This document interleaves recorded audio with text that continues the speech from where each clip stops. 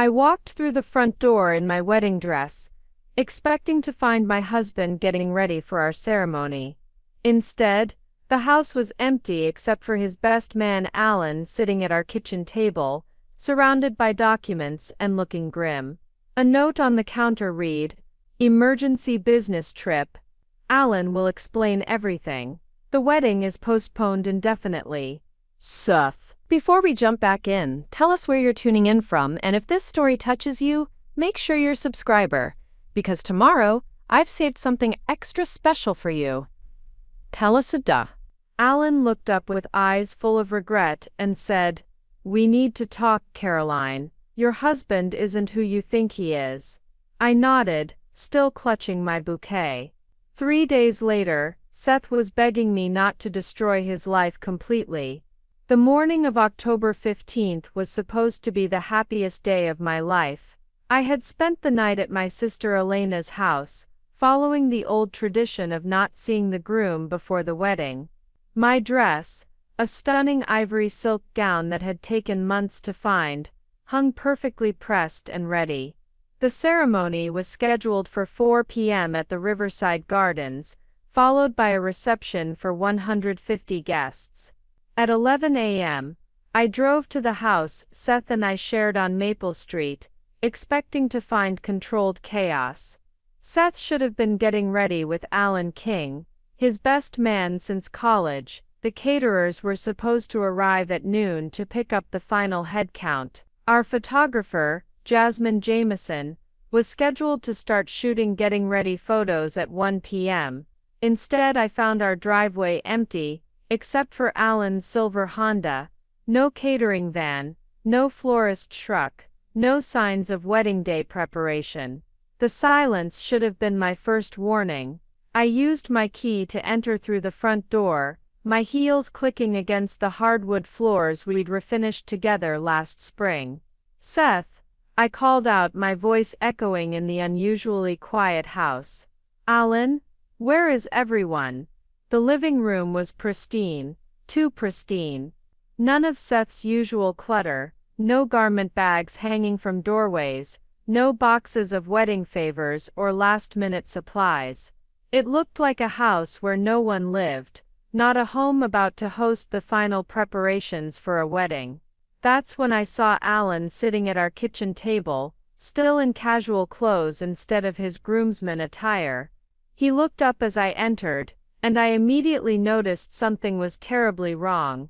His usually cheerful face was drawn, his brown eyes serious in a way I'd never seen before.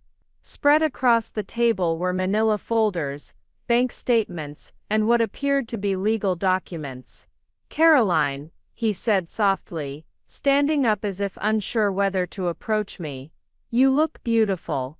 Where's Seth?" I asked, though a cold dread was already settling in my stomach. "Why aren't you getting dressed? The ceremony is in 5 hours. Alan's jaw tightened. He gestured to a cream-colored envelope propped against our coffee maker, the same coffee maker Seth and I had registered for, received as a wedding gift, and used every morning together for the past 2 years. With trembling fingers, I opened the envelope and unfolded a single sheet of paper written in Seth's familiar handwriting. "Caroline, I'm sorry to do this today, but an emergency business opportunity came up that I couldn't pass up. I've had to leave town immediately. Alan will explain the details and help you cancel the wedding arrangements. This is temporary, but I can't say when I'll be back. The timing is terrible, but this deal could set us up for life. I know you'll understand once you hear the full story. Seth. P.S. Keep the ring. Consider it compensation for the inconvenience." The note fluttered from my numb fingers to the kitchen counter. I read it twice, then a third time, certain there must be some mistake. The words blurred as tears filled my eyes. "Business opportunity," I whispered. Today, on our wedding day, Alan was watching me carefully, his expression a mixture of sympathy and something else. Anger, maybe? "Caroline, sit down, please." "I don't understand," I said, sinking into the chair across from him. What business opportunity could be so urgent that he'd leave on our wedding day? And why are all these papers here?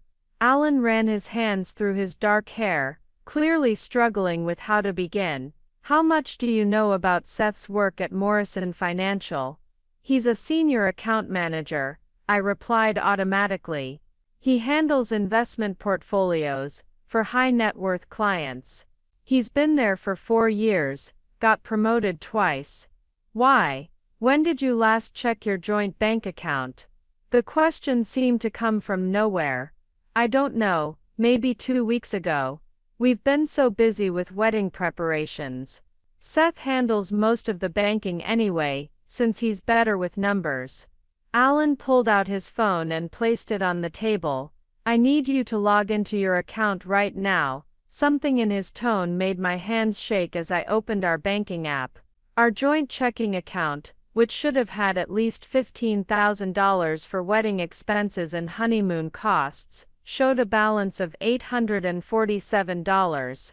Our savings account, where we'd been putting aside money for a house down payment for the past 3 years, was completely empty. There must be a mistake, I said, though the evidence was right there on the screen. Maybe there's a delay in the system, or Caroline. Alan's voice was gentle but firm. Seth withdrew everything 3 days ago. $43,000 from savings, plus he maxed out both your credit cards. Nearly $60,000 total. The kitchen seemed to tilt around me. I gripped the edge of the table, trying to process what he was telling me. That's impossible, he would have told me. We discuss every major financial decision together. Alan leaned forward, his voice dropping to barely above a whisper. There's more. Seth doesn't work for Morrison Financial anymore. He was fired 6 weeks ago for embezzling client funds. The words hit me like a physical blow. I stared at Alan, searching his face for any sign that this was some sort of cruel joke, but his expression remained deadly serious. That's not true, I said weakly. He goes to work every day. He talks about his clients, his projects. Just last week he mentioned a big commission coming through. He's been going to Starbucks on 5th Street every morning and sitting there until evening, then coming home and lying to you about his day. Alan opened one of the folders on the table. I've been investigating him for 2 weeks.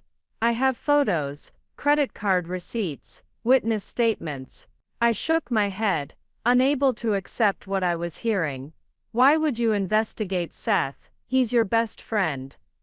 Alan's laugh was bitter. Because 3 weeks ago, my sister Sarah came to me crying. She'd invested her entire inheritance, $80,000, with Seth's company based on his recommendation. When she called to check on her portfolio, Morrison Financial told her they'd never heard of her. Seth had taken her money and disappeared it entirely. The full weight of the situation began to crash down on me. Not only had my fiancé abandoned me on our wedding day, but he was apparently a criminal who had been lying to me for months. And now I was sitting in an empty house, in my wedding dress, while 150 guests were presumably getting ready to attend a ceremony that would never happen. We need to talk, Caroline, Alan said, his voice taking on a new intensity. Your husband isn't who you think he is. But more importantly, I think we might be able to stop him before he hurts anyone else. I looked at this man I barely knew, Seth's college friend, who I'd only met a handful of times, and realized he might be the only person who could help me understand how my life had just completely fallen apart. Yes, I said finally, surprising myself with the steadiness in my voice. Let's talk. Alan opened the first manila folder with the precision of someone who had organized evidence before. Inside were printouts of social media screenshots, bank statements, and what appeared to be surveillance photos. My heart hammered as I recognized Seth in several of the images. Before we go any further, Alan said, I need you to understand that I didn't want to be the one to tell you this. I've been hoping for weeks that Seth would come clean on his own, or that I was somehow wrong about what I was seeing. Preparing and narrating this story took us a lot of time, so if you are enjoying it, subscribe to our channel. It means a lot to us. Now back to the story. I stared at a photo of Seth sitting in what appeared to be an upscale restaurant, laughing with a blonde woman I didn't recognize. The timestamp showed it was taken 4 days ago, the same night Seth told me he was working late on a client presentation. "Who is she?" I asked, though part of me already knew I didn't want to hear the answer. "Her name is Jasmine Green. She worked at Morrison Financial too. She was Seth's supervisor before they were both terminated." Alan pulled out another photo. "They've been seeing each other for at least 3 months, maybe longer." The second photo showed Seth and Jasmine outside what looked like a luxury hotel. His arm was around her waist in a way that spoke of intimacy and familiarity. She was wearing an expensive-looking dress and jewelry that caught the camera's flash.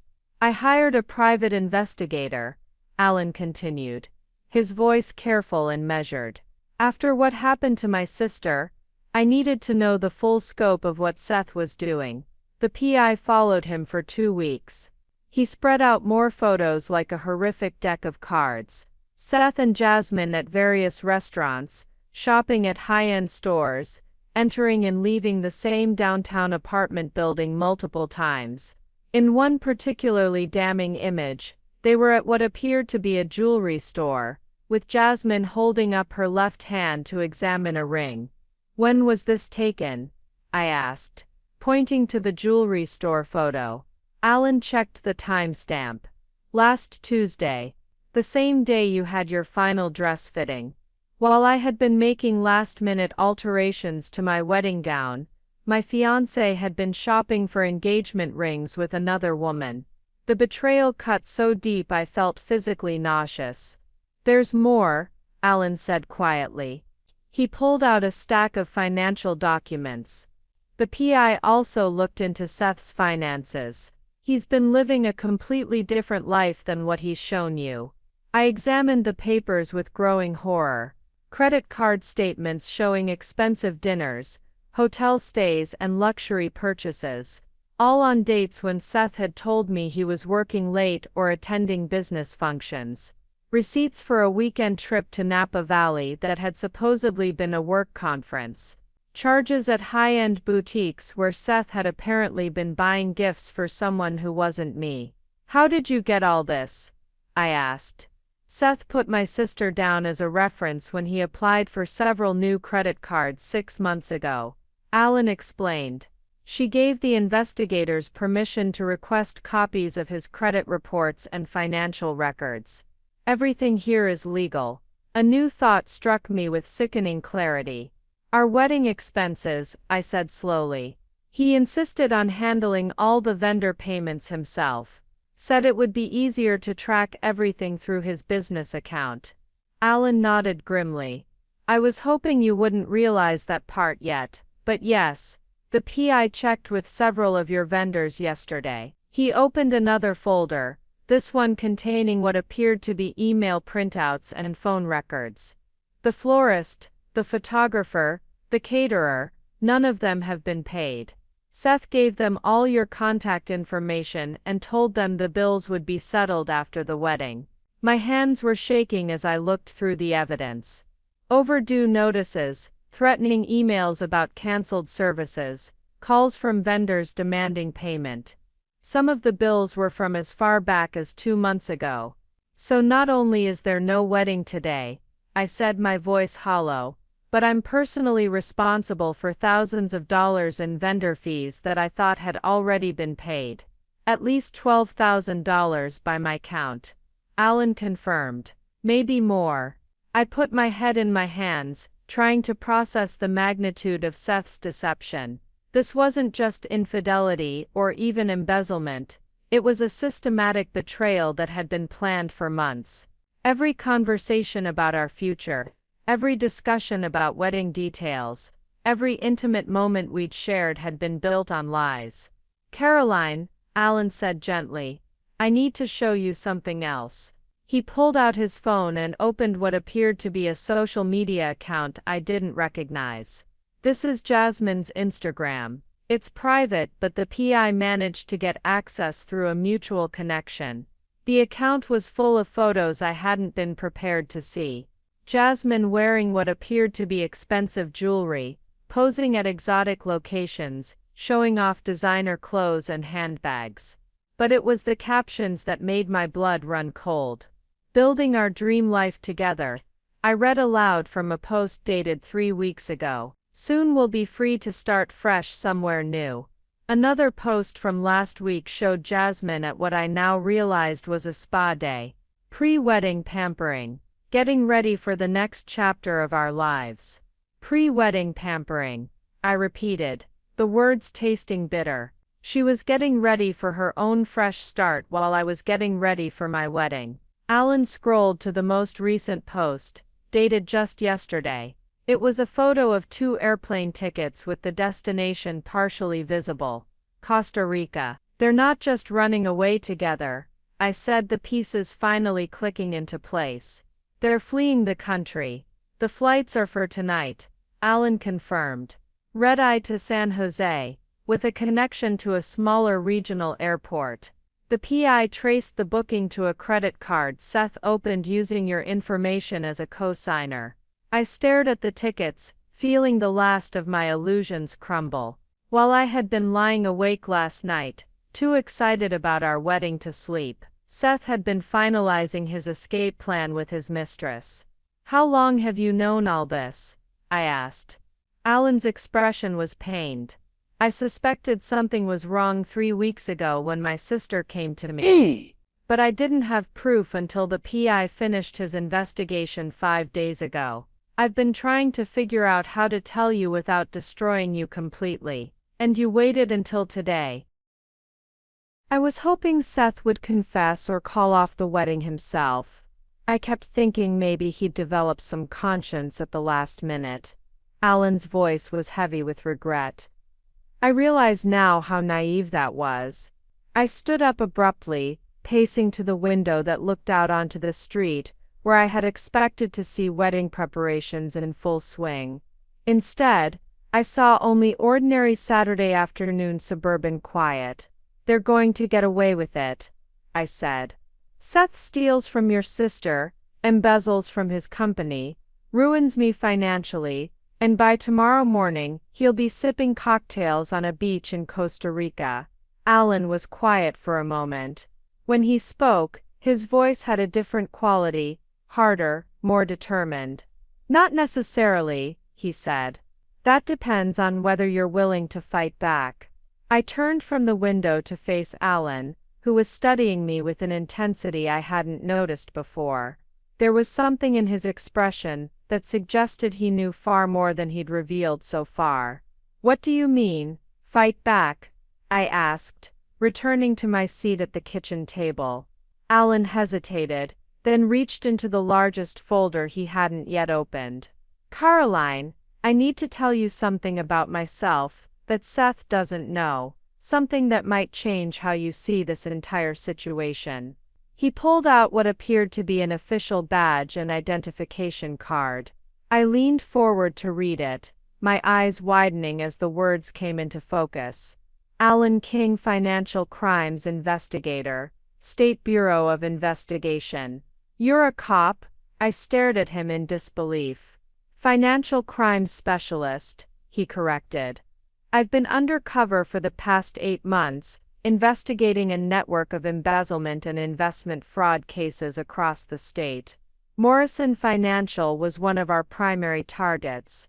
My mind reeled as I tried to process this revelation. So when you became friends with Seth, that wasn't an accident, Alan admitted. We identified Seth as a person of interest 4 months ago. Getting close to him was part of my assignment. I felt a flash of anger. So I'm what collateral damage in your investigation? You've been using me too. Alan's face softened. No, Caroline, that's exactly what I was trying to avoid. The more I got to know you through Seth, the more I realized you were completely innocent in all this. You're as much a victim as anyone.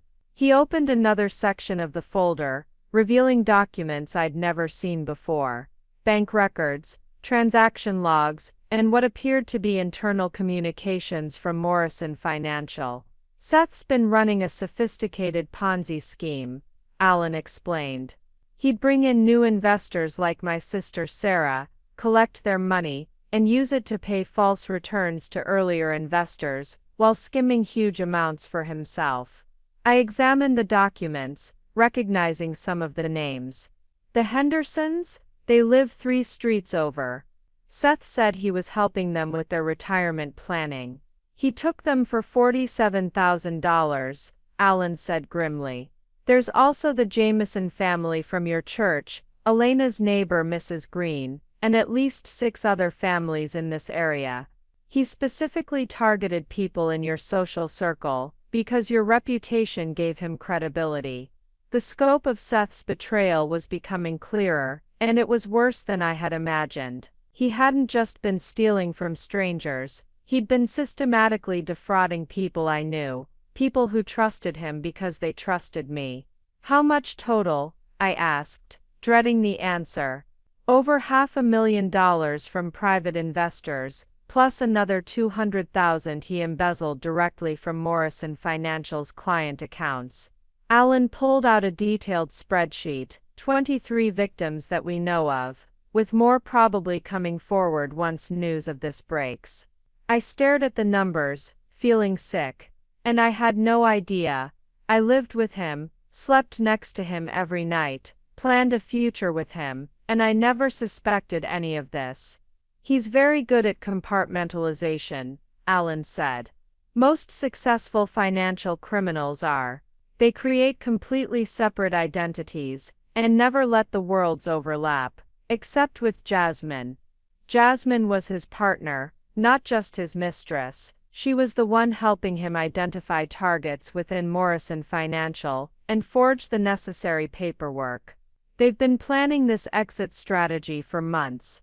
Alan pulled out another set of documents. These looked like travel itineraries and property records. They've been slowly moving money offshore, through a series of shell companies. The Costa Rica trip isn't just a vacation. They've purchased a beachfront property there, under assumed names. I felt the walls of my life crumbling around me. So they've been planning to disappear together, while I planned our wedding. There's something else, Alan said quietly. Something I discovered just yesterday, that made me realize I couldn't wait any longer to tell you the truth. He handed me a legal document that took me a moment to understand. When I did, my blood turned to ice. A life insurance policy, I read aloud, for $500,000, with me as the beneficiary, taken out 6 weeks ago. Look at the fine print, Alan directed. I scanned the document until I found what he was referring to. Double indemnity for accidental death,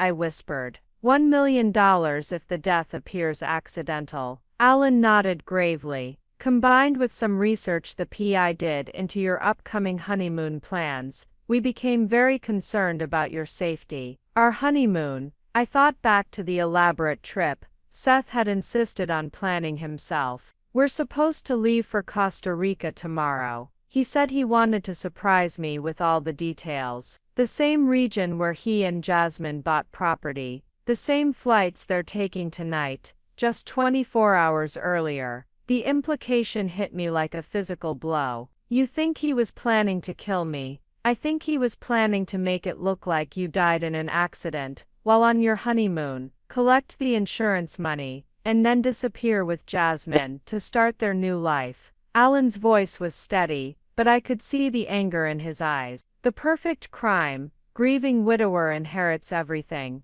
then quietly relocates to Central America, where he's conveniently already established residency. I sat in stunned silence, trying to absorb the fact that the man I had planned to marry in 3 hours had apparently been planning to murder me within the next few days. How long have you suspected this? I asked. The insurance policy was the final piece. Before that, I thought he was just planning to abandon you and disappear. But a $500,000 policy, taken out right before an international honeymoon to the same location where he's hidden assets. Alan shook his head. That's not a coincidence. So by leaving me today instead of going through with the wedding, he actually saved my life. Probably. My guess is that our investigation got too close, and he panicked. Better to run now than risk getting caught after committing murder. I looked around the kitchen where Seth and I had shared hundreds of morning coffees, where we'd planned our future together, where I'd foolishly believed I was safe and loved. The reality was that I'd been living with a man who was not only willing to steal from innocent people, but who had been coldly calculating the best way to kill me and profit from my death. Alan, I said, my voice stronger than I felt, what exactly did you mean when you said we could fight back? His expression shifted, becoming more focused and determined. I mean, we have approximately 18 hours before Seth and Jasmine board that plane. 18 hours to make sure they face justice for what they've done to you, to my sister and to all their other victims. What do you need me to do? Alan smiled for the first time since I'd arrived. I need you to help me catch them in the act. Are you willing to do whatever it takes to make sure they don't get away with this? I thought about my sister Sarah, about the elderly Hendersons, about all the innocent people Seth had stolen from using my reputation as cover. I thought about the life insurance policy and what my fate might have been if Alan hadn't uncovered the truth. Yes, I said firmly. Whatever it takes. Alan leaned back in his chair, studying me with what I now recognized as the calculating gaze of an experienced investigator. The transformation in his demeanor was remarkable. Gone was the uncomfortable friend delivering bad news, replaced by a focused professional assessing a potential asset. Before we go any further, he said, I need you to understand exactly what you'd be getting into. This isn't just about getting revenge on Seth, or recovering your money. We're talking about bringing down a criminal network that's hurt dozens of people. I nodded, though my hands were still trembling slightly. I understand. Do you? Alan's voice was gentle but probing. Because once we start this, there's no going back. Seth will realize you know the truth, and that could make him dangerous. Are you prepared for that possibility? The question should have terrified me, but instead I felt a surge of unexpected strength. Alan, 20 minutes ago I thought I was about to marry the love of my life. Now I find out he's been planning to murder me for insurance money. I don't think I have much left to lose. Alan smiled grimly. Good, that's the kind of mindset we'll need. He opened his laptop and pulled up what appeared to be a detailed timeline. Here's what we know about their plans. Seth and Jasmine are scheduled to fly out at 11:47 p.m. tonight. They've already checked in online, and according to our surveillance, Jasmine picked up their boarding passes this morning. But they must know by now that I've discovered Seth is gone, I pointed out. Won't that make them suspicious? Actually, no. Seth thinks he's been incredibly clever about the timing. Alan pulled up a series of text messages on his phone. Look at these conversations between Seth and Jasmine from this morning. I read over his shoulder, my anger growing with each exchange. Seth left the note. She'll be confused, but Alan will explain about the business emergency. Jasmine, think she'll buy it. Seth, Caroline's trusting to a fault. By the time she figures out what really happened, we'll be sipping mojitos in paradise. Jasmine, what about the wedding guests? Seth, let Alan deal with that mess. I'll text him some excuse about food poisoning or family emergency. They think you're just going to passively accept Seth's abandonment, Alan explained. They have no idea you know about the financial crimes, the affair or the insurance policy. How did you get these messages? We've had a warrant to monitor Jasmine's phone for 3 weeks. She's been sloppy about digital security. Alan scrolled through more conversations. They're planning to meet at 8 p.m. at the Marriott downtown, have dinner, then head to the airport together. I looked at the clock on the kitchen wall. It was just past noon, so we have 8 hours. 8 hours to gather enough evidence to ensure they can't disappear, and to recover as much of the stolen money as possible before they transfer it offshore. Alan closed the laptop and looked at me seriously. Caroline, I need to be completely honest with you about something. More honesty. I'm not sure I can handle much more. My investigation has been focused on building a case against Seth and Jasmine, but we've been missing a crucial piece: access to their personal communications and financial records. As Seth's fiancé, you have legal standing to access accounts and information that we can't touch without additional warrants that could take weeks to obtain. The implication was clear. You need me to help you gather evidence. I need you to help us save the other victims. My sister Sarah's inheritance, the Hendersons' retirement fund, all that money, most of it is still recoverable if we act quickly. But once they're in Costa Rica, it disappears forever. I thought about Sarah, whom I'd met several times at family gatherings. She was a kindergarten teacher who had been planning to use her inheritance to buy her first home. The idea that Seth had stolen her future to fund his escape with his mistress made me sick. What would you need me to do exactly? Alan pulled out a detailed plan he'd apparently been working on for days.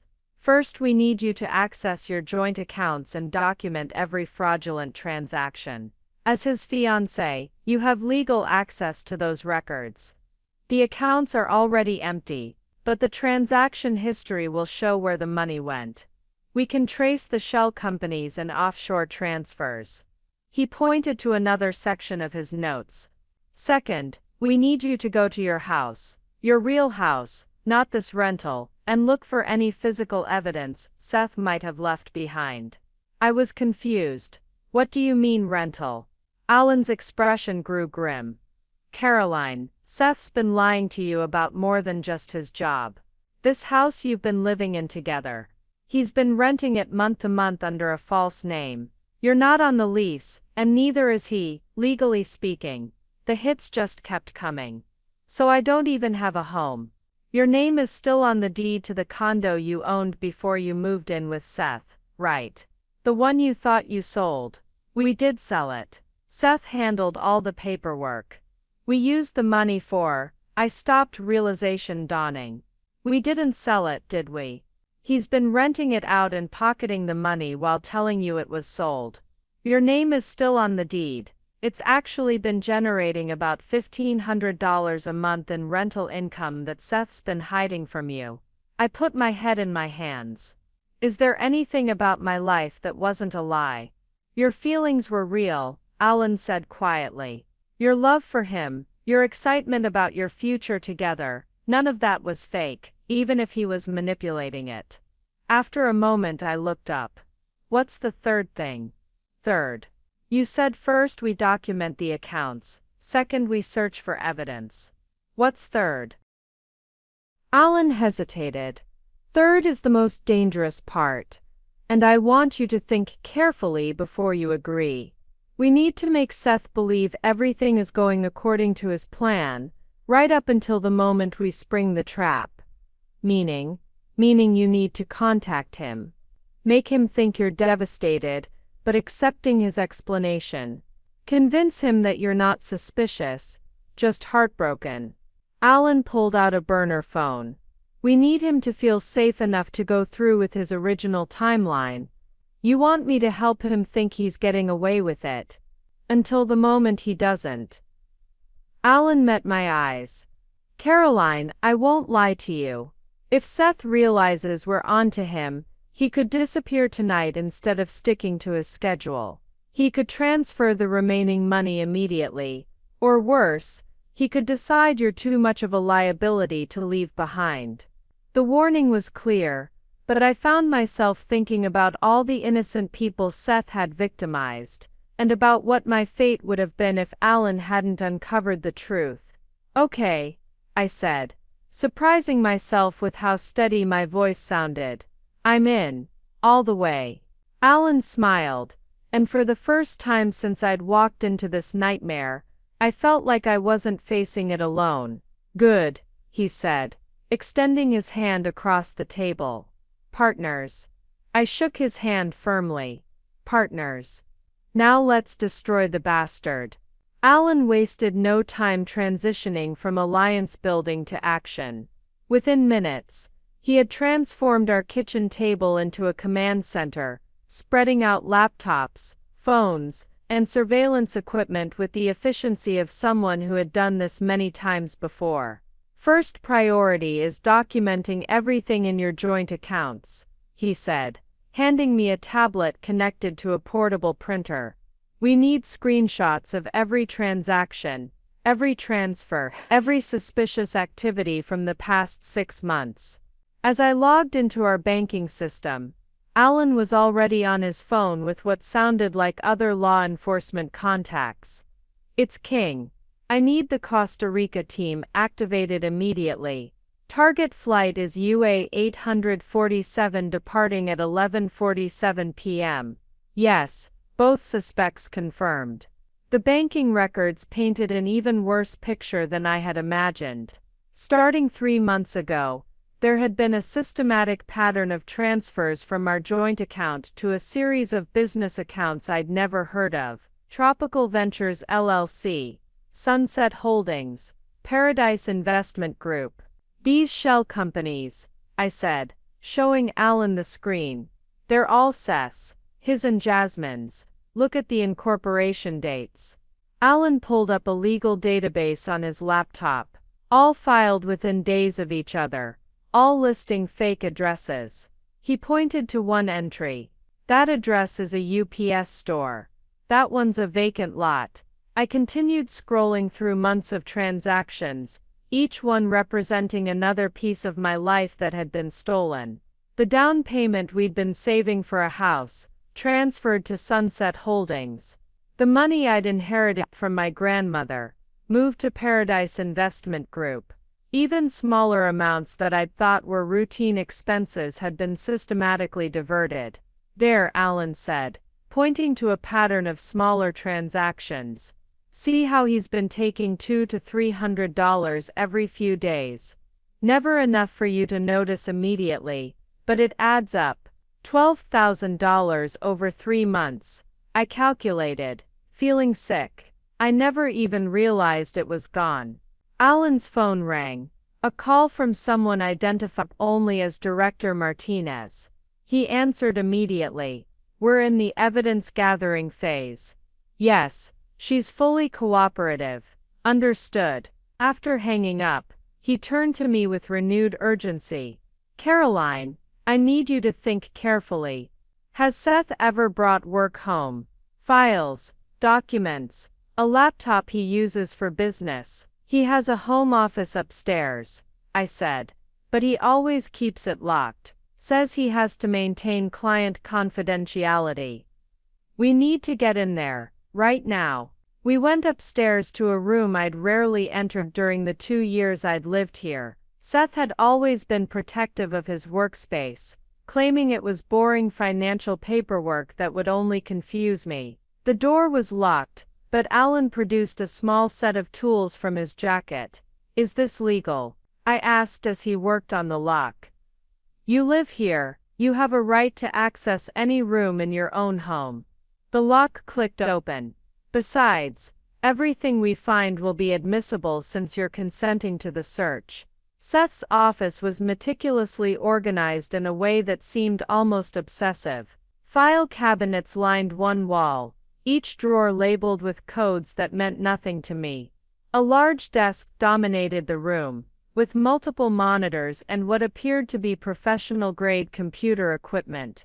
This is more sophisticated than most small businesses, Alan observed, photographing everything before we touched anything. He's been running a serious operation here. I opened the first file cabinet drawer, finding folders organized by what appeared to be victim names, though they were coded: Subject A1, Subject B3, Subject C7. Each folder contained detailed personal information, bank statements, credit reports, family photos that had apparently been taken without the subject's knowledge. Alan, I called softly, holding up a folder labeled Subject C7. Inside was everything Seth had compiled about his own sister Sarah, her work schedule, her banking habits, even photos of her apartment building. He researched your sister like she was a mark in a con game. Alan's jaw tightened as he examined the folder. Look at this, he said, pointing to handwritten notes and Seth's writing. Single, trusting, recently inherited money, no financial sophistication. Perfect target for retirement planning pitch. In another drawer, I found something that made my blood run cold. A folder labeled CJ, with my initials. Inside was information about me that Seth couldn't have obtained through normal relationship channels.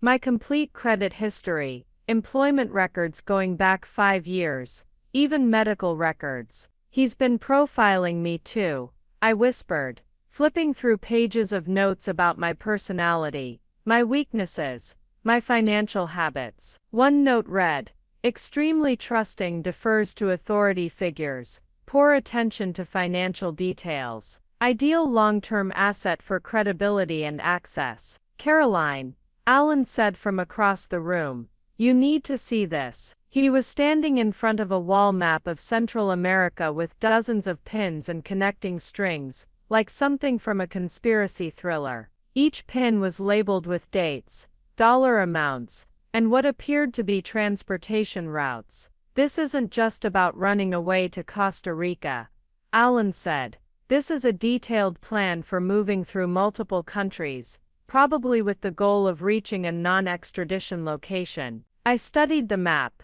noting pins in Belize, Honduras, and finally ending in a remote area of Paraguay. How long has he been planning this? Look at the dates on some of these notes. Alan pointed to small writing near several pins. Some of this planning goes back over a year. He's been preparing for this exit strategy since before he even proposed to you. The realization that our entire engagement had been part of Seth's criminal planning was devastating. But I forced myself to focus on the task at hand. We photographed everything systematically, the victim the offshore account information, the escape route plans, and most importantly, a detailed ledger that appeared to track all the stolen money. This is it, Alan said, holding up the ledger. This is how we get everyone's money back. He's been meticulous about tracking every dollar. His phone buzzed with a text message. After reading it, his expression grew urgent. What is it? I asked. Our surveillance team just reported that Jasmine left her apartment with 2 large suitcases and is heading toward the downtown area. They're moving up their timeline. I checked the clock. It was only 2:30 p.m. I thought they weren't meeting until 8. Plans change when you're running a criminal enterprise, Alan said, already packing up our evidence. We need to move to phase 2 immediately. Which is making contact with Seth and convincing him that you're still the naive, trusting fiancé he thinks you are, while we prepare to catch him in the act. As we gathered our materials, I caught a glimpse of myself in the office mirror. I was still wearing my wedding dress, though it was now wrinkled and no longer seemed to fit the person I was becoming. I need to change clothes, I said. Alan nodded. Good idea. We're about to put on the performance of your life. After changing into jeans and a sweater, clothes that made me feel more like myself and less like the abandoned bride I had been that morning, I sat across from Alan as he coached me through what would be the most important acting performance of my life. Remember, he said, adjusting the recording equipment he'd attached to my phone, Seth thinks you're devastated but accepting. You believe his story about the business emergency. You're worried about him, and you're trying to be the supportive fiancé he's always counted on you to be. My hands were shaking as I held the phone. What if he can tell I'm lying? He knows me better than anyone. No, he doesn't, Alan said firmly. He knows the version of you that he created, the trusting, naive woman who never questioned his lies. That's the person you need to channel right now. I took a deep breath and dialed Seth's number. It went straight to voicemail, which was almost a relief. Alan had scripted my message carefully, and I delivered it with what I hoped sounded like genuine emotion. Seth, it's me. I don't understand what's happening. The wedding coordinator is calling me, asking about payments, and I'm so confused. I know you said there was a business emergency, but I need to talk to you. I'm scared and I don't know what to tell people. Please call me back. I love you. As soon as I hung up, Alan was on his own phone with his surveillance team. Target phone just received a voicemail from the subject. Monitor for callback. No, maintain distance but keep eyes on both targets. Now what? I asked. Now we wait exactly 7 minutes, then you text him. We want him to feel like you're trying to reach him but not desperately enough to be suspicious. While we waited, Alan showed me photos that his team had taken throughout the day. Seth and Jasmine at her apartment, loading suitcases into a rental car. The same rental car parked outside a storage facility across town. Both of them entering and leaving a bank that wasn't one of the institutions where I knew Seth had accounts. They're liquidating assets faster than we anticipated, Alan said. We might have less time than we thought. When 7 minutes had passed, I sent the text Alan had helped me craft. I know you're busy with work, but I'm getting calls from vendors about payments. Did something happen with the wedding account? I'm trying to handle everything here, but I need to know what to tell people. Call when you can. The response came back within 2 minutes. Sorry babe, banking issue with company account. Everything will be sorted out by Monday. Can you handle the vendors until then? Tell them payment is coming.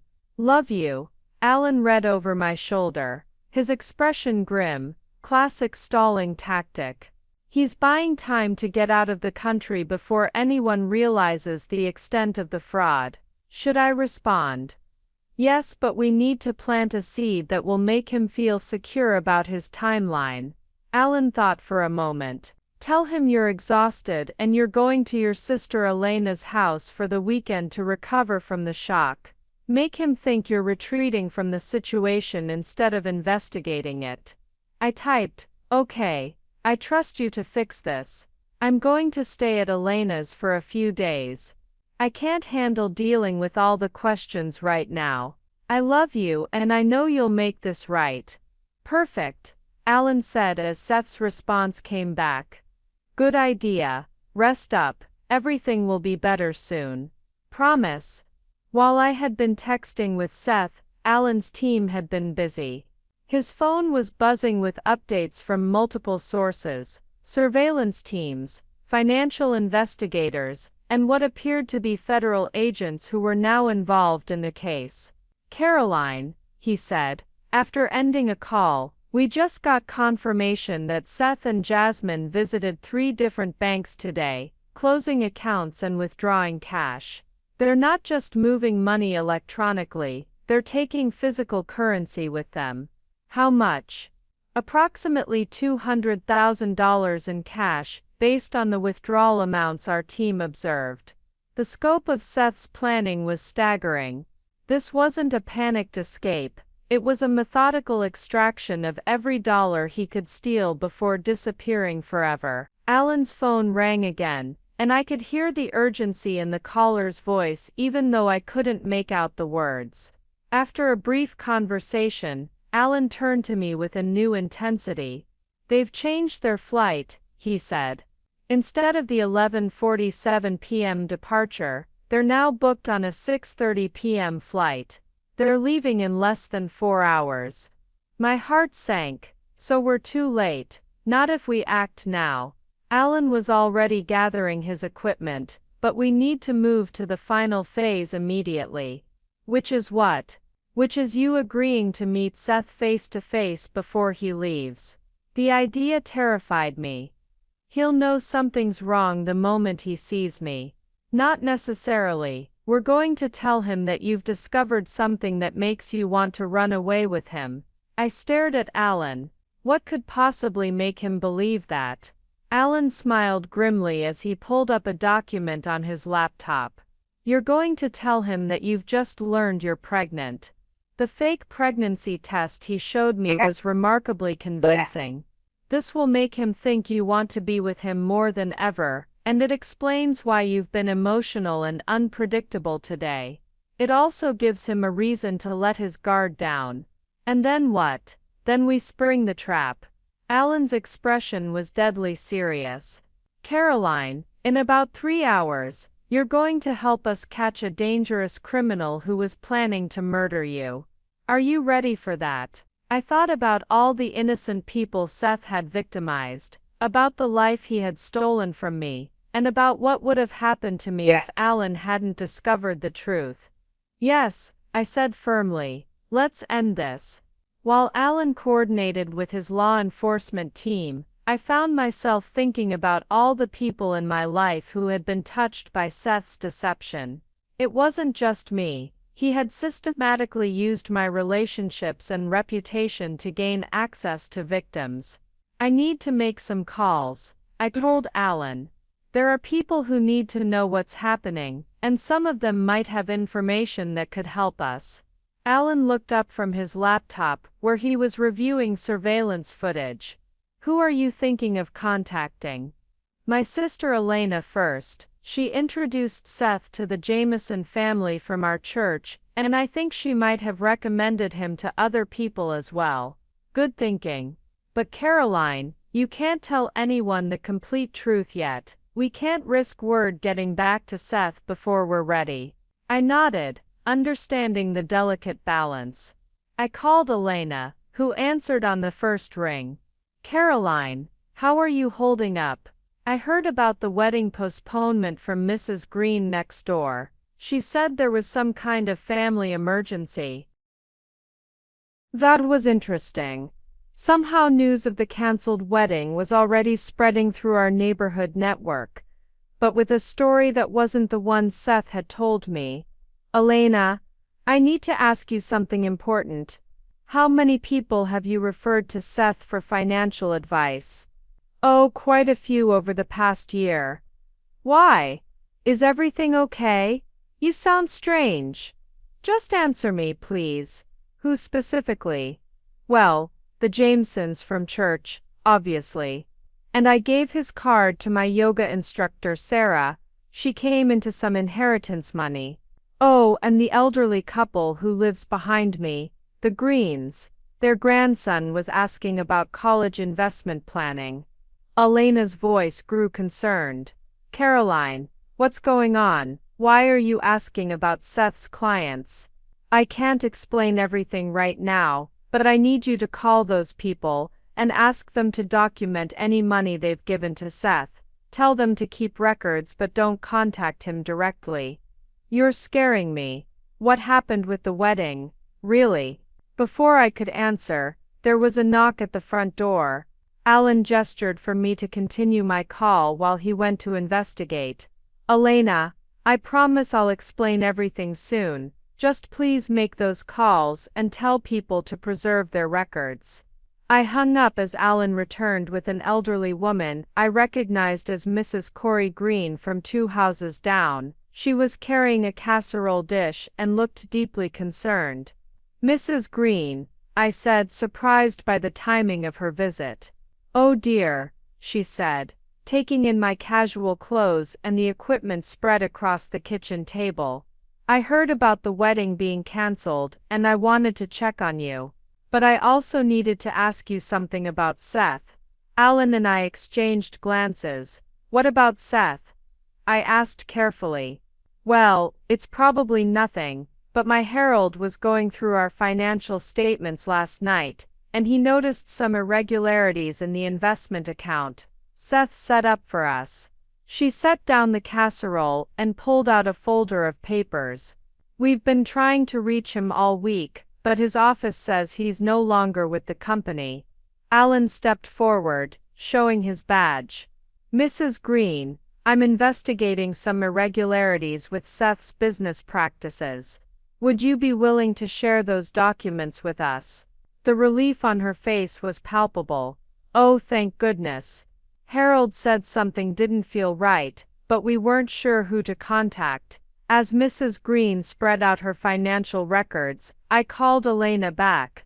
"Elena, forget what I said about documenting everything quietly. Tell everyone to call the police immediately. Seth is not who we thought he was."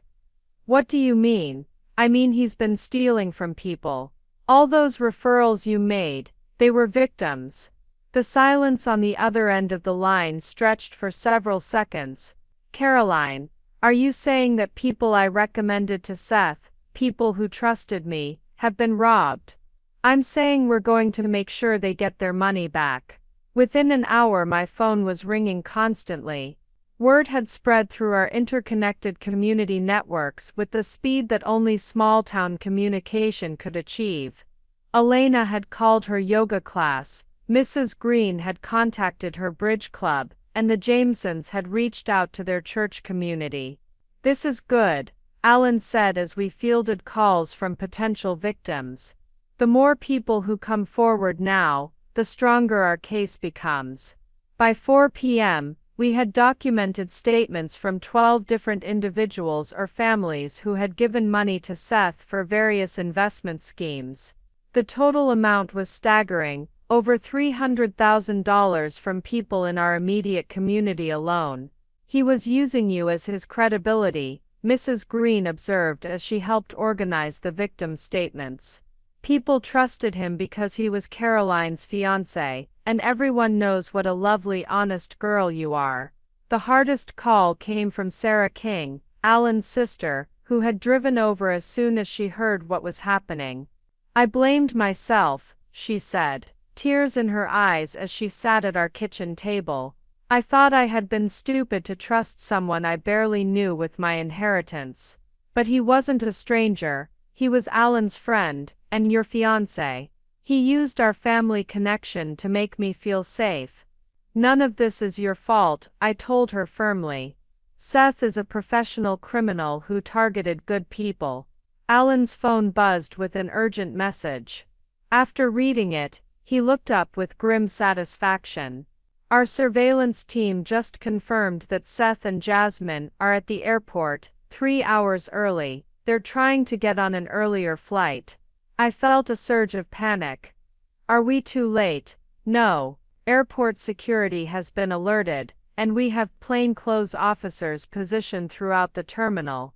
But Caroline, it's time for the final phase. You need to call Seth and convince him to meet you before he goes through security." I looked around the room at Mrs. Green, Sarah, Elena who had just arrived, and Alan. All these people had been hurt by Seth's crimes, and now they were looking to me to help make it right. "Make the call," I said. "It's time to end this." As I prepared to make the most crucial phone call of my life, Alan's team transformed our kitchen into a sophisticated surveillance center. Federal agents Patricia Jameson and Corey Jones had arrived with additional recording equipment and legal documents that would ensure everything we captured would be admissible in court. "Caroline," Agent Jameson said, adjusting a tiny microphone to my collar, "we need you to understand the legal implications of what we're about to do. Everything Seth says to you will potentially be used as evidence in federal court." Agent Jones spread out a series of warrants and legal papers across the table. "We have authorization to record all communications, track financial transactions in real time, and coordinate with international law enforcement if they attempt to flee." Alan was monitoring multiple screens showing airport surveillance feeds. "Seth and Jasmine are currently in the international departures area, but they haven't gone through security yet. Our window is closing, but we still have time if we act now." The legal team had prepared a specific script designed to get Seth to incriminate himself, while believing he was manipulating me one final time.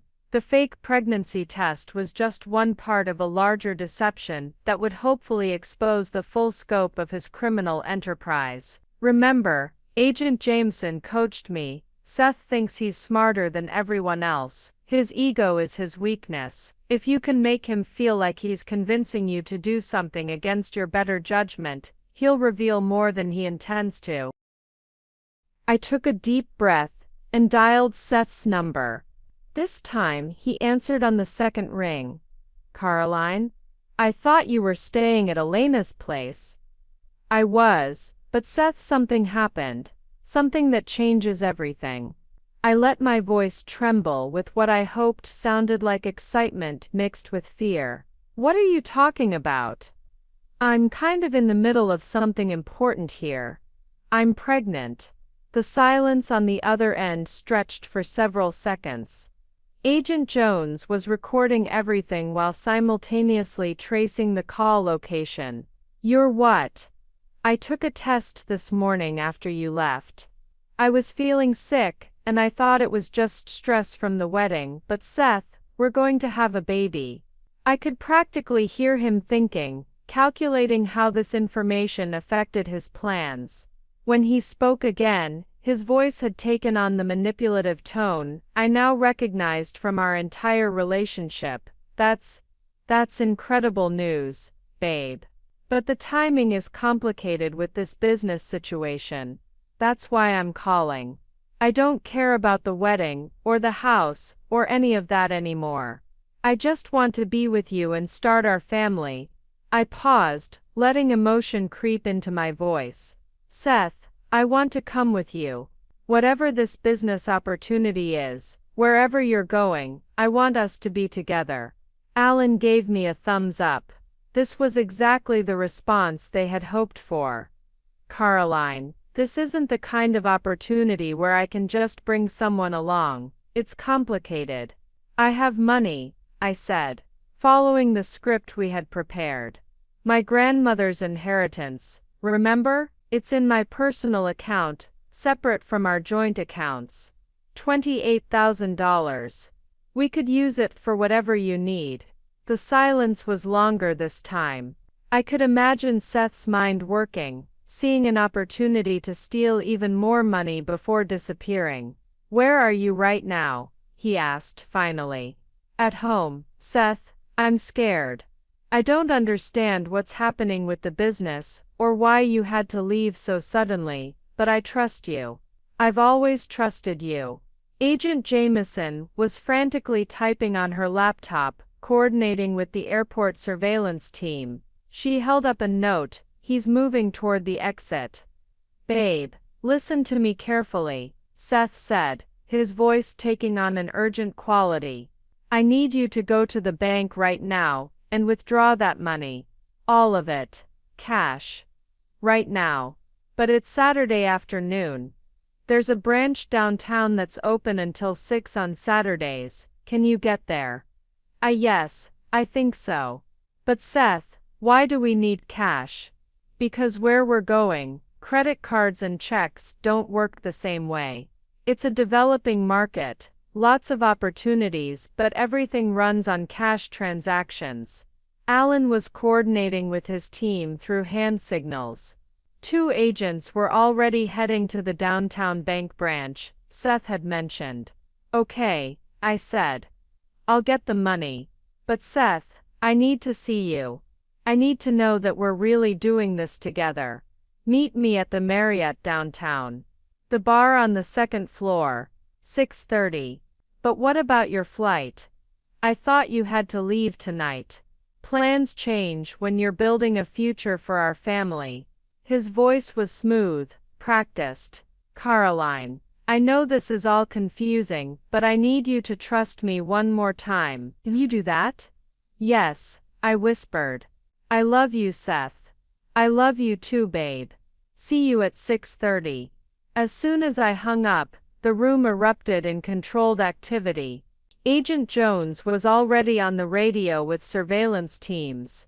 Agent Jameson was updating the legal warrants to include the hotel meeting, and Alan was coordinating with airport security to make sure Seth couldn't leave without us knowing. Perfect, Alan said, looking at me with genuine admiration. You got him to admit to money laundering, conspiracy to commit fraud, and flight risk all in one conversation. Will it be enough to convict him? Combined with all the evidence we've gathered and the victim's statements, it's more than enough. Agent Jameson closed her laptop with satisfaction. But we're not done yet. That hotel meeting is where we're going to catch him in the act of attempting to steal your inheritance money. I looked at the clock. It was 5:15 p.m. In an hour and 15 minutes, I would be face to face with the man who had systematically destroyed my life while planning to murder me. What happens at the hotel? I asked. Alan's expression was deadly serious. That's where we spring the trap and end Seth's criminal career permanently. As we prepared for the hotel confrontation, an unexpected complication arose that threatened to derail our entire operation. Alan suddenly doubled over in pain, his face going pale as he gripped the edge of the kitchen table.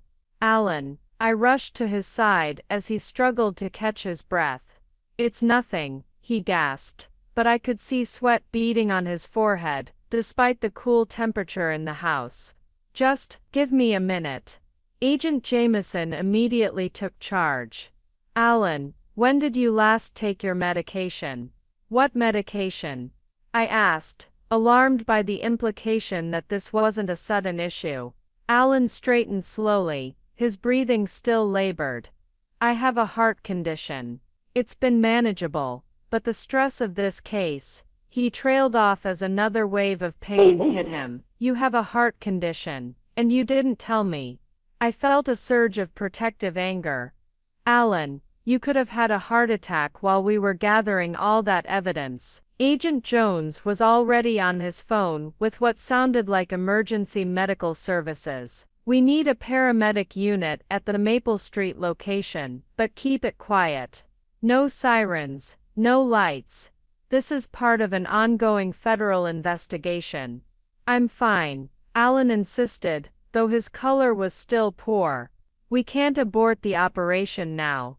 Seth is expecting Caroline at 6:30, and if she doesn't show up, he'll disappear forever. Agent Jameson checked her watch. It's 5:20. Even if the paramedics clear you, you're in no condition to coordinate a field operation. The reality of the situation hit me hard. Alan wasn't just my ally in seeking justice. Over the course of this intense day, he had become someone I genuinely cared about. The thought of him risking his health to help me was unacceptable. We postpone, I said firmly. Alan's health is more important than catching Seth. No, Alan's voice was stronger now, though still strained. Caroline, you don't understand. If we miss this opportunity, Seth disappears with all that money, and 23 families never get justice. My sister Sarah never gets her inheritance back. Sarah, who had been quietly helping organize victim statements, looked up with tears in her eyes. Alan, you've already done enough. Don't risk your life for money. It's not about money anymore, Alan said, looking directly at me. It's about making sure Seth never does this to anyone else. The paramedics arrived within 10 minutes, two professionals who clearly had experience with discrete law enforcement situations. After a quick examination, the senior paramedic, Elena Martinez, delivered her assessment. Blood pressure is elevated. Heart rate is irregular, but not immediately life-threatening. You're having a stress-induced cardiac episode, not a heart attack. She looked sternly at Alan. But you need to be in a hospital, not running a police operation. What if he stays here and coordinates from the command center? I suggested. The other agents can handle the field work. Agent Jameson shook her head. Caroline, Alan has been the lead investigator on this case for 8 months.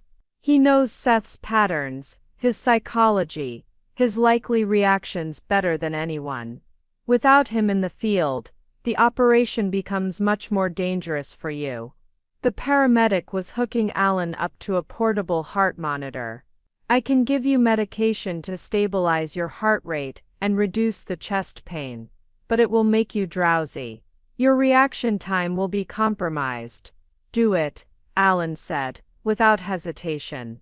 Alan, no, I protested. I won't let you risk your life for this. He reached out and took my hand, his grip surprisingly strong despite his condition. Caroline, 8 months ago when I started investigating Seth, it was just another case. But getting to know you, seeing how he manipulated and betrayed you, watching you find the strength to fight back, it's become personal. The medication the paramedic administered seemed to help immediately. Alan's color improved and his breathing became less labored. Besides, he added with a weak smile, who's going to make sure you don't actually fall for Seth's manipulation again when you see him face to face? That's not going to happen. I know it's not, because I'll be there to remind you who you really are. Someone strong enough to take down a criminal who thought he could destroy you. Agent Jones finished coordinating with the hotel security team and turned back to us. We have 30 minutes to finalize the operation. Alan, can you function with the medication? I can function. Elena Martinez packed up her equipment, but left the heart monitor attached to Alan. I'm staying for the duration of the operation. If his condition worsens, we abort immediately. I looked around the room at all these people who had come together to help me seek justice. Alan risking his health, his sister Sarah supporting us despite her own victimization, the federal agents working on a Saturday to catch a criminal, even the paramedic volunteering her time. All right, I said, feeling a strength I didn't know I possessed. Let's go catch Seth. But as we prepared to leave for the hotel, I couldn't shake the feeling that Alan's health crisis was a sign of how dangerous the next phase of our plan might be. Seth was desperate, cornered and potentially violent. If something went wrong, I could lose the man who had saved my life, both literally and figuratively. Alan, I said as we gathered our equipment, promise me something. What? Promise me that if your heart condition worsens, you'll let the other agents handle Seth. I can't have your health on my conscience too. He smiled, looking more like his normal self. I promise, but Caroline, you have to promise me something too. What? Promise me you'll see this through to the end, no matter what happens. With Alan's health stabilized but still precarious, our team had 30 minutes to finalize what could be the most dangerous phase of the operation. The hotel suite that Agent Jameson had commandeered as our staging area buzzed with activity as multiple law enforcement agencies coordinated their efforts. Caroline, Agent Jones said, fitting me with a nearly invisible wire. This device will transmit everything Seth says directly to our monitoring station. But if you feel like you're in physical danger at any point, the safe word is inheritance. Say that word, and we move in immediately. I nodded, though my hands were shaking slightly as the reality of confronting Seth face to face sank in. What if he realizes I'm wearing a wire? He won't, Alan assured me from his position at the monitoring station, where he was connected to both the heart monitor and multiple surveillance feeds. Seth's arrogance is his weakness. He'll be so focused on manipulating you that he won't look for deception. Agent Jameson spread out the hotel floor plan on the table. The bar where you're meeting is on the 2nd floor, as Seth specified. We'll have agents positioned at every exit, plus hotel security is cooperating fully. Seth can't leave without us knowing. What about Jasmine? I asked, is she going to be there too? Our airport surveillance team reports that she's still in the departures area, but she hasn't checked in for any flights. We think she's waiting for Seth to return with your money before they finalize their escape plans. Alan pulled up Seth's psychological profile on his laptop. Caroline, I want you to understand what you're walking into. Seth is going to try every manipulation tactic he's ever used on you, plus some new ones. He's desperate, which makes him both more dangerous and more likely to make mistakes. Sarah, who had insisted on being part of the operation, handed me a small envelope.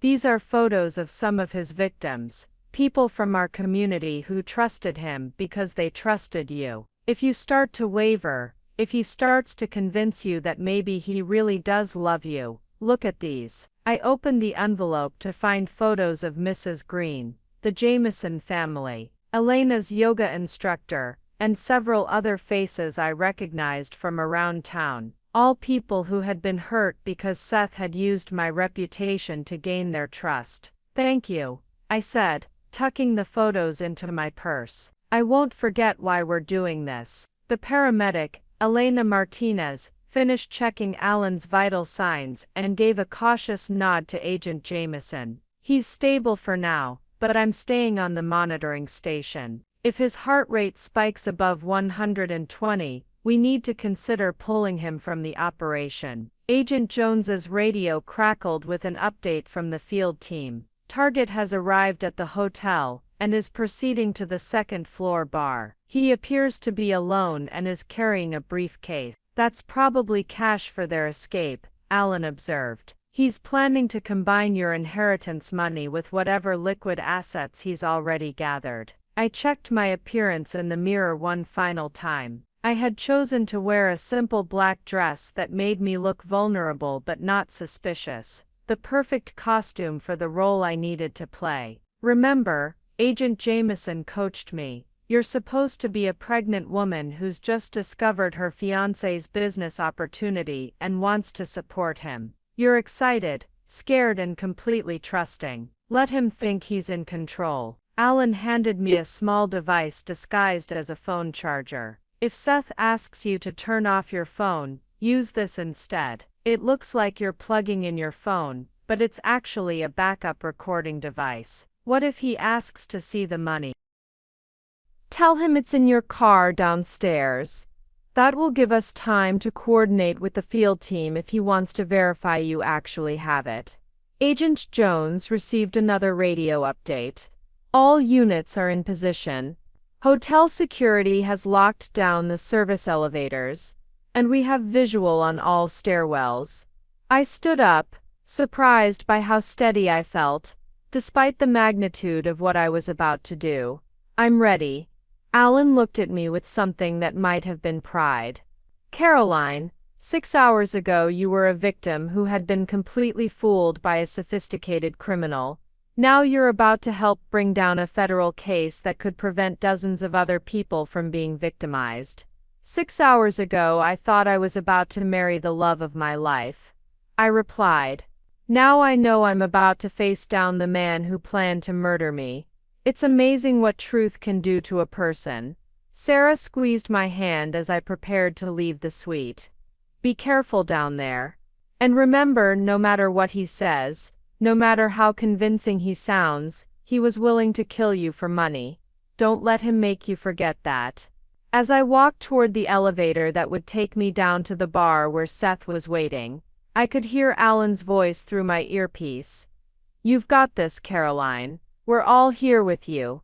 The elevator doors closed, and I began my descent toward what I hoped would be the final confrontation with the man who had destroyed my life, and the beginning of getting it back.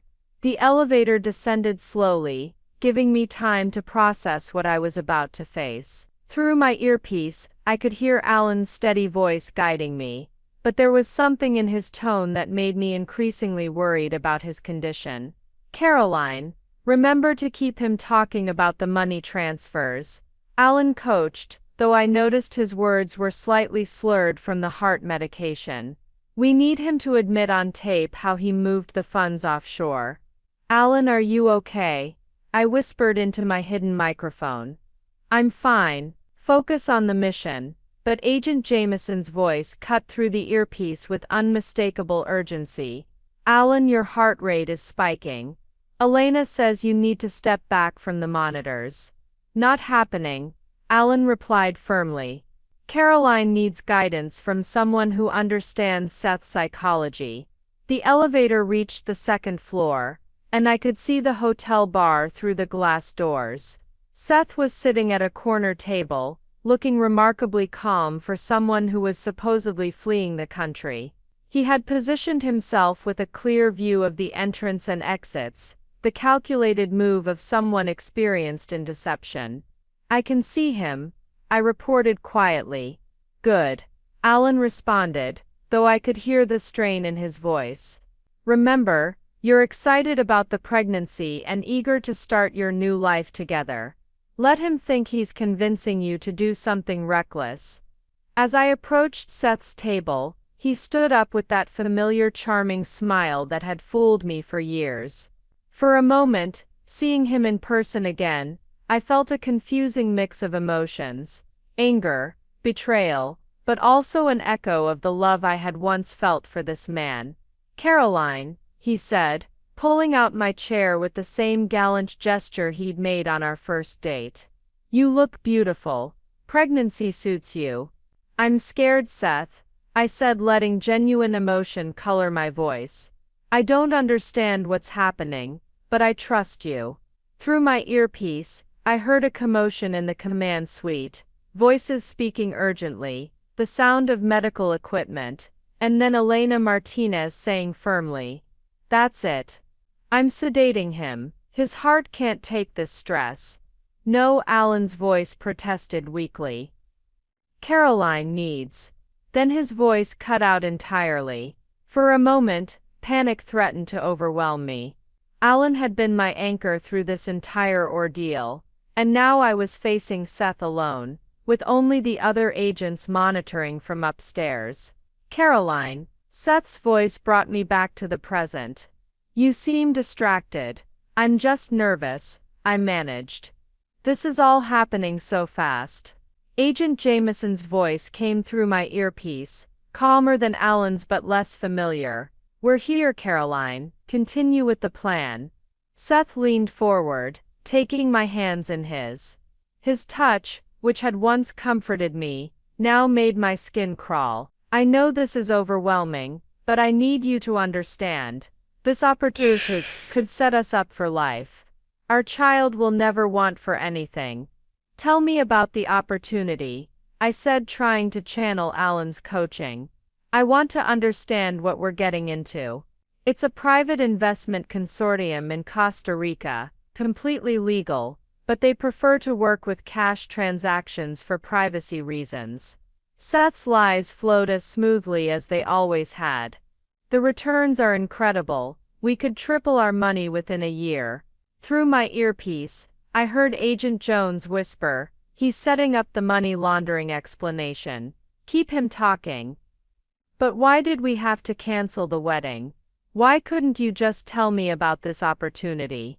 Seth's expression grew serious, and for a moment I saw a flash of the calculation behind his charm. "Because some of the initial capital came from unconventional sources. I had to move quickly to take advantage of the timing." "Unconventional sources." "Client funds that I borrowed temporarily. It's perfectly legal. I have power of attorney over several accounts, but the paperwork takes time to process." He was admitting to embezzlement without even realizing it, spinning it as a legitimate financial strategy. "Seth," I said, trying to sound like the naive woman he expected me to be, "did you get the money from the people I referred to you? The Greens, the Jamesons, among others." "Caroline, these people were just letting their money sit in low-yield savings accounts. I'm helping them earn real returns on their investments." In my earpiece, I heard Agent Jameson say, "Perfect, we have admission of fraud involving specific victims." But then I heard something that made my blood run cold. Elena Martinez's voice in the background. "He's going into cardiac arrest. I need the crash cart now. Alan was having a heart attack. I need to use the restroom," I said suddenly, standing up from the table. Seth frowned. "Right now?" "Caroline, we need to finalize our plans. My contact is expecting us within the hour. I'll be right back." The pregnancy is making me feel sick."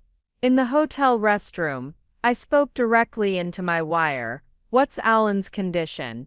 Agent Jameson's voice was tense. "He's alive, but Elena is working on him." "Caroline, we may need to abort the operation." "No," I said firmly. "Alan risked his health to get this far. I'm not letting Seth escape because of a medical emergency. Caroline, without Alan's guidance, I don't need guidance anymore, I interrupted. I know exactly who Seth is, and I know exactly what I need to do. When I returned to the table, Seth was checking his watch impatiently. Everything okay? Perfect, I said, sitting down with a new sense of determination. Now tell me exactly how we're going to steal all that money and disappear together. Back at the table, I felt a strange sense of clarity that I hadn't experienced all day.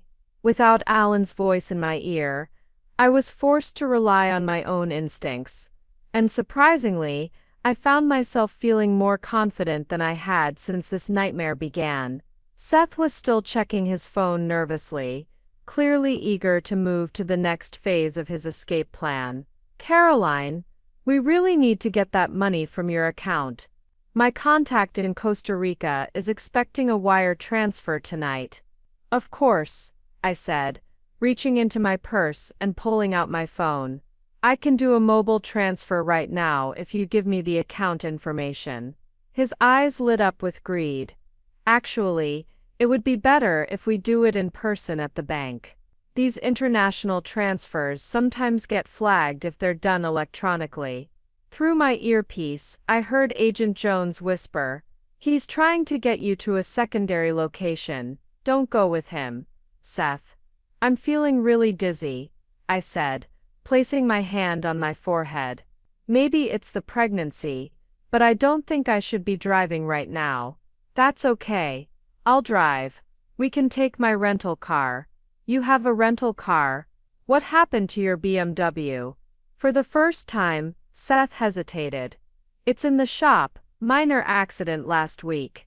I knew from the evidence Alan had shown me that Seth had sold his BMW 3 weeks ago to raise cash for his escape fund. Even now, he couldn't stop lying. Seth, can I ask you something? I said, trying to sound vulnerable and confused. This morning when I found that note, I was so scared. I thought maybe you were leaving me. He reached across the table and took my hand, his expression shifting to practice sympathy. Baby, I would never leave you, especially not now that you're carrying our child. But I saw some photos on social media, you and that woman from your office, Jasmine. Seth didn't even flinch. Jasmine is part of the investment team. She's been helping me coordinate the Costa Rica opportunity. All those dinners and meetings were business. She's very pretty. Not as pretty as you, he said automatically, then leaned forward with renewed urgency. Caroline, I need you to focus. We have a small window to make this happen. The investment opportunity won't wait. In my earpiece, I heard Elena Martinez's voice. Alan is stable, weak, but conscious. He wants to talk to Caroline. A moment later, Alan's voice came through, barely a whisper but determined. Caroline, you're doing great. Get him to admit where Jasmine is right now.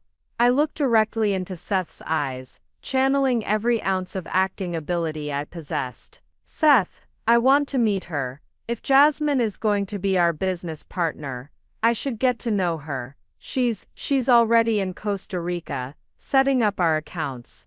Already? But I thought you said the investment opportunity just came up suddenly. Seth's composure slipped for just a moment. It did, but Jasmine flew down yesterday to handle the preliminary paperwork. Through my earpiece, Agent Jameson confirmed. Our airport surveillance has Jasmine still in the departures lounge. He's lying about her location.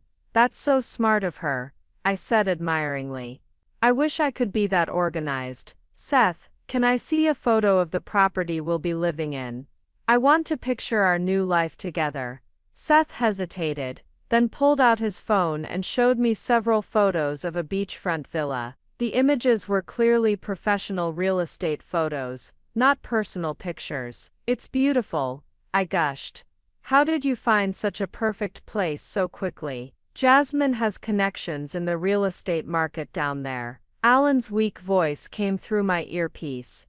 Perfect. He's establishing premeditation and conspiracy. Seth, I have a confession, I said, leaning forward conspiratorially. This morning when I found your note, I was so upset that I called my sister Elena. I might have mentioned something about you having to leave suddenly for business. His face went pale. What exactly did you tell her? Just that you had an emergency business trip, and the wedding was postponed. Why, is that a problem? No, it's fine. It's just, the fewer people who know the details, the better. This investment consortium values privacy. Of course, I understand. I paused, then added with carefully crafted innocence. Although Elena did ask me something strange, she wanted to know if you were still working at Morrison Financial, because someone told her you weren't there anymore. Seth's hand tightened on his phone. Who told her that? I don't know, maybe someone from church. You know how people talk in small towns. Through my earpiece, I heard multiple agents coordinating. Target is showing signs of agitation. All units maintain position. Caroline, Seth said, his voice taking on a harder edge. I need you to call Elena right now, and tell her that everything is fine. Tell her we're just taking a spontaneous honeymoon trip to Costa Rica. Right now. And Caroline, his grip on my hand became uncomfortably tight. I need you to be very careful about what you say. Our entire future depends on this investment opportunity, and if word gets out before we're ready, we could lose everything. For the first time since I'd sat down, I felt genuinely afraid. The mask of charm was slipping, revealing the dangerous man underneath. The man who had been planning to murder me for insurance money. Of course, Seth, I said softly. I'll call her right now. As I reached for my phone, Alan's voice whispered urgently in my ear. Caroline, it's time.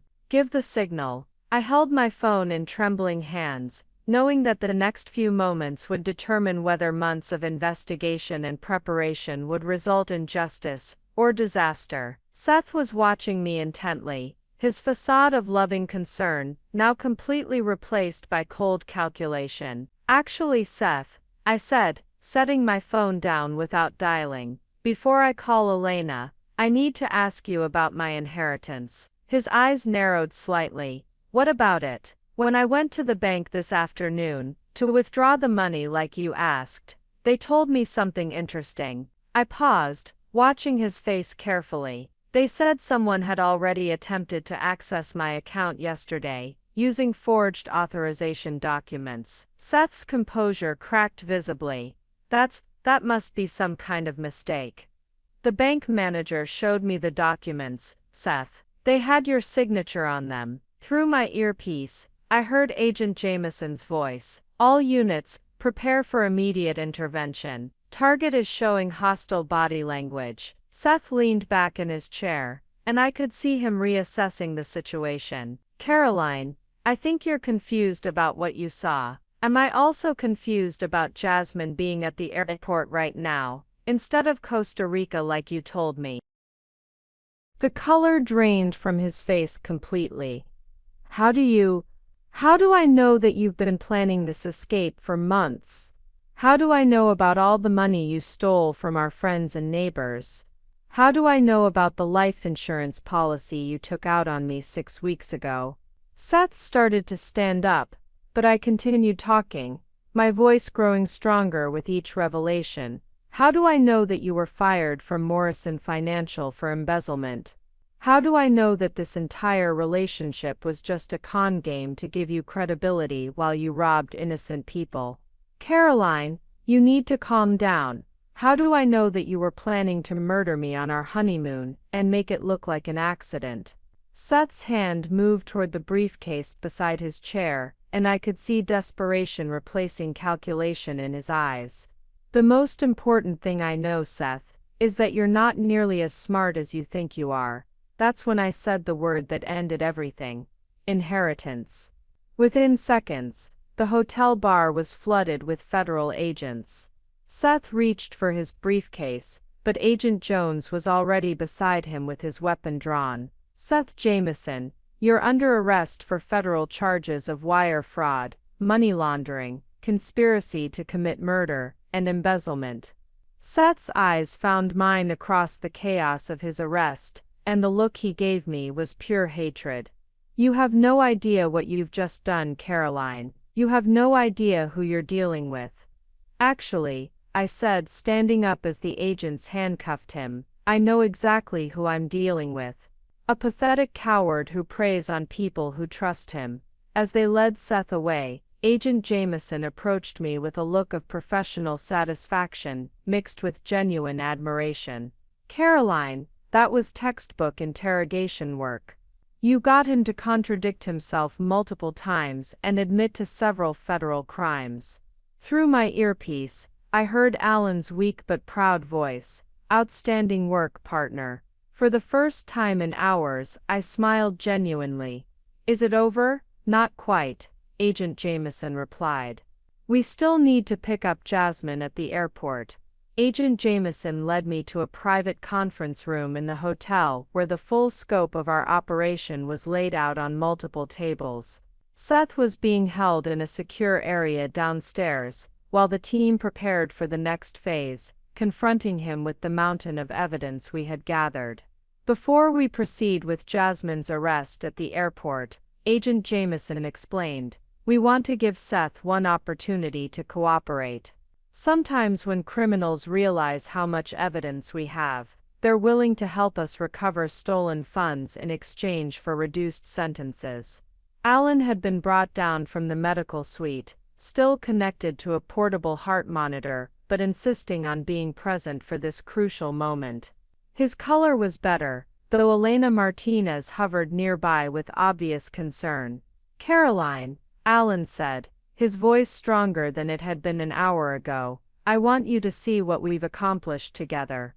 Agent Jones began laying out the evidence systematically, like a prosecutor preparing for trial. Bank statements showing the systematic theft of over $800,000 from 23 victims. Digital communications between Seth and Jasmine planning their escape and discussing their victims. Forged documents used to access accounts. Video surveillance of them together, during times when Seth claimed to be working. "This is just the financial evidence," Agent Jones continued. "We also have the life insurance documentation, travel records showing their reconnaissance trips to Costa Rica, and property records for the villa they purchased under assumed names.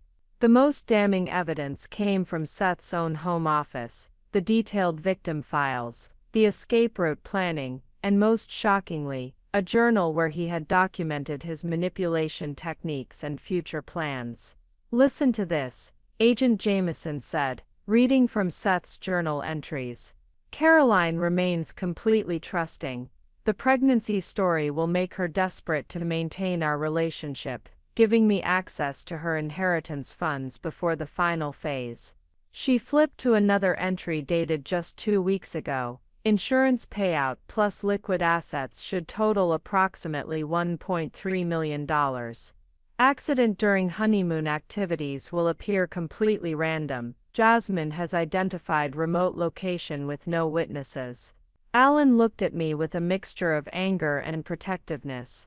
"Caroline, he was planning every detail of your murder while you were planning your wedding." "There's more," Agent Jones added, pulling out a folder I hadn't seen before. "We found evidence that you weren't his first victim. Seth has been running variations of this con for at least 5 years, moving from city to city." The folder contained photographs and documents related to 3 other women, Sarah Thompson in Denver, Elena Rodriguez in Phoenix, and Caroline Davis in Atlanta. All similar ages, all financially stable, all trusting. "What happened to them?" I asked, though I dreaded the answer. "Sarah Thompson disappeared during a hiking trip with Seth 3 years ago. Her body was never found, but Seth collected $400,000 in life insurance. Elena Rodriguez died in a suspicious car accident 6 months after their wedding, another $300,000 payout. Caroline Davis survived, but only because she discovered the truth and fled before Seth could complete his plan." I stared at the photographs of these women who looked disturbingly similar to me. So I would have been the fourth. Or worse, Alan said grimly. Based on the planning we found, we think he was escalating. The amounts were getting larger, the methods more sophisticated. Agent Jameson's phone buzzed with an update from the airport team. Jasmine Green has been taken into custody attempting to board a flight to Panama. She had $180,000 in cash and multiple fake passports. It's time, Agent Jones announced. Let's see if Seth wants to tell us where the rest of the money is hidden, or if he prefers to face trial for serial murder. Seth was brought into the hotel conference room in handcuffs, flanked by 2 federal marshals. The confident, charming man I had confronted in the bar was gone, replaced by someone who looked genuinely shocked by the scope of evidence arranged against him. Seth Jameson, Agent Jameson began formally. You are being charged under federal jurisdiction with multiple counts of wire fraud, money laundering, conspiracy to commit murder, and in connection with the suspicious deaths of Sarah Thompson and Elena Rodriguez. His head snapped up at the mention of the other women's names. I don't know what you're talking about. We have Jasmine Green in custody, Agent Jones continued. She was arrested at the airport with $180,000 in cash and has already begun cooperating with federal authorities. The color drained from Seth's face. Jasmine wouldn't. She's already told us about the remote hiking location you scouted in Costa Rica for Caroline's accident, Alan said, his voice steady despite the heart monitor still attached to his chest. She's also provided details about your previous operations in Denver and Phoenix. Agent Jameson opened a thick folder and began reading. According to Miss Green's statement, you specifically instructed her to research life insurance policies and accidental death payouts while you established relationships with financially stable women. Jasmine is lying to save herself, Seth protested. But his voice lacked conviction. Is she lying about this? Agent Jones played a recording of Jasmine's voice from earlier that day. Seth said Caroline would be easy because she's so trusting. Just like the one in Denver, Sarah never saw it coming either. Seth's lawyer, who had arrived 20 minutes earlier, leaned over to whisper urgently in his client's ear. After a brief conversation, the lawyer addressed the agents. My client is prepared to discuss a cooperation agreement in exchange for consideration on sentencing. What kind of cooperation? Agent Jameson asked. Seth looked directly at me for the first time since entering the room. I can tell you where all the money is. Every account, every transfer, every hidden asset. In exchange for what? Life in prison instead of the death penalty for the murder charges. Agent Jones consulted his notes. Mr. Jameson, we have evidence linking you to the deaths of 2 women and the attempted murder of a third. The federal prosecutor is prepared to seek the death penalty unless you provide complete cooperation. I want immunity for Jasmine, Seth said suddenly. Alan laughed bitterly. Your girlfriend gave you up the moment she was arrested. She's already negotiated her own deal. That's impossible. Agent Jameson pulled out another recording device. Would you like to hear her complete statement? She's provided details about your entire operation, including your plans for Caroline's murder. Seth's lawyer whispered to him again, more urgently this time. My client is prepared to make a full confession and provide complete financial disclosure in exchange for life imprisonment without parole, including the location of all stolen funds. Agent Jones pressed. Everything, bank accounts, shell companies, property purchases, cash holdings. Seth's voice was defeated. But I want something in return. You're not in a position to negotiate, Alan said firmly. I want to speak to Caroline, alone. Agent Jameson immediately shook her head. Absolutely not. Then you get nothing, Seth said, meeting my eyes with a look that was both desperate and calculating. Caroline is the only person I'll tell the truth to. I felt every eye in the room turn toward me waiting for my decision. No, Alan said immediately, his heart monitor beeping faster with agitation. Caroline, don't even consider it. But I was already standing up, surprising myself with my own resolve. I'll do it. Caroline. Agent Jameson started to protest. He manipulated me for 2 years. He stole from my friends, planned to murder me, and destroyed other women's lives. I looked directly at Seth. I want to hear what he has to say. The agents cleared the room reluctantly, leaving me alone with Seth while they monitored from the adjacent suite.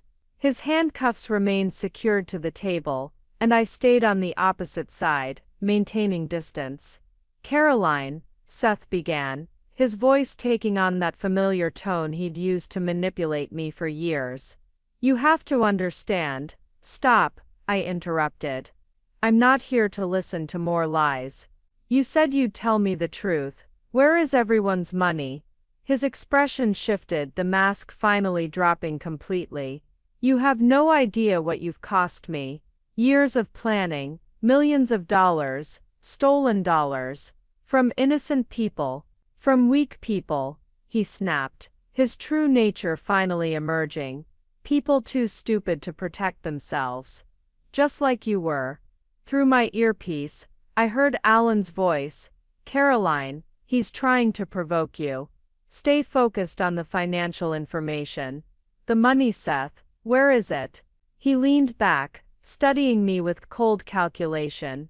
You really think you've won, don't you? That you're some kind of hero? I think I'm a survivor, something Sarah Thompson and Elaine Rodriguez weren't fortunate enough to be. His face contorted with rage. Those women were collateral damage. Business expenses. Just like you were supposed to be. The money, Seth. You want to know about the money, he laughed bitterly. Most of it's already gone. Transferred to accounts that will disappear the moment I'm convicted. Your precious neighbors will never see a penny of their investments. Through my earpiece, Agent Jameson's voice was urgent. He's lying. We traced the accounts. The money is recoverable. I stood up, done with his games. Thank you, Seth. That's all I needed to hear. What do you mean? I mean you just confessed to murder, and admitted that you're still trying to steal from your victims, even while facing the death penalty. I walked toward the door. You're exactly the pathetic coward I thought you were. Caroline, wait. His voice cracked with desperation. I'll tell you everything. The real account numbers, the passwords, everything. I paused at the door without turning around. Too late, Seth. We already have everything we need. As I left the room, I could hear him screaming my name and threats about what he would do to me. But his words held no power anymore. He was finished, and we both knew it. 6 months later, I stood in the kitchen of my own condo, the one I'd thought we'd sold, but that had actually been generating rental income. Seth had been stealing. Sunlight streamed through windows. I'd forgotten I loved, illuminating a life that was finally truly mine. Alan knocked on the door, carrying coffee and a newspaper with the headline, Federal Jury Convicts Con Man in Multi-State Murder Scheme. His recovery had been complete, though he still wore a fitness tracker that monitored his heart rate. Life without parole, he said, setting down the paper. Jasmine got 15 years for cooperation. And the money, 93% recovered. The Greens get their retirement fund back. Your sister Sarah gets her inheritance. The Jamesons can afford their son's college tuition. He smiled. 23 families get their lives back, because you were brave enough to fight. I looked at the victim impact statements spread across my kitchen table. Letters from people whose lives had been restored because we'd stopped Seth's operation. Mrs. Green had written, "You saved our future. We will never forget your courage." Any regrets? Alan asked, settling into the chair across from me. I thought about the question seriously. 6 months ago, I'd been planning to marry a man who intended to murder me. Today I was running a successful graphic design business, stronger and more independent than I'd ever been, and sitting with someone who had become one of my closest friends. Only one, I said finally. What's that? I regret that it took me so long to realize I was worth fighting for. Alan's smile was warm and genuine. Well, you know now, and that's what matters. I picked up the newspaper and looked at Seth's photo, a mugshot that showed none of the charm he'd once used to manipulate me, and so many others. You know what the strangest part is? I said. I actually feel grateful. Grateful. If you hadn't investigated him, if I hadn't found out the truth, I would have married him. I would have spent my honeymoon in Costa Rica, and I would have died believing that the man I loved was grieving for me. Alan reached across the table and squeezed my hand. Instead, you're alive, your friends got their money back, and a serial killer is in prison for life. Instead, I agreed. I discovered that I'm much stronger than I ever gave myself credit for. Outside, I could hear children playing in the neighborhood where I'd grown up, where I now belonged again. The future stretched ahead of me, uncertain but entirely my own. For the first time in years, that felt like more than enough. It felt like everything. Up next, you've got 2 more standout stories right on your screen. If this one hit the mark, you won't want to pass these up. Just click and check them out. And don't forget to subscribe and turn on the notification bell so you don't miss any upload from us.